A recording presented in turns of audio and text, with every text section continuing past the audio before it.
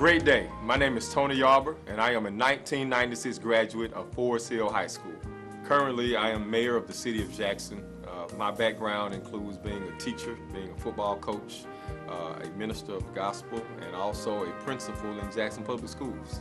As a principal in Jackson Public Schools, I think everyone knows that you have the opportunity to learn so many different kinds of things. You learn how to deal with the public, you learn how to deal with budgets, you learn how to deal with master planning and being strategic and bringing all of those human resources and other resources together.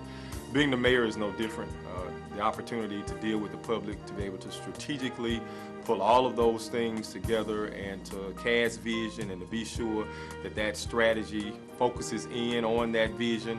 At the end of the day, those are things that I learned during my time and tenure in Jackson Public Schools.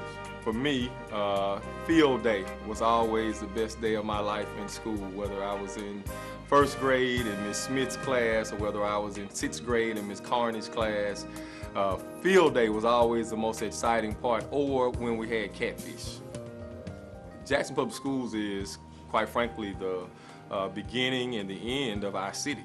If our city is going to thrive, it's going to be because Jackson Public School has created a workforce, an educated workforce. It's created and developed young people who understand not only the value of education, but the value of life. So we depend on Jackson Public Schools. We are desperately depending on the teachers. We're desperately depending on the custodial staff. We're desperately depending on all of these parents. And so Jackson Public Schools, for us, for the city of Jackson, is really where our real revival happens, and it happens with these young people. Whether you at Murrah High School or Span Elementary, whether you went to George or whether you went to Timberlawn Elementary, there's so many people who are impacting the community, the world, and they came right out of the halls of Jackson Public School system.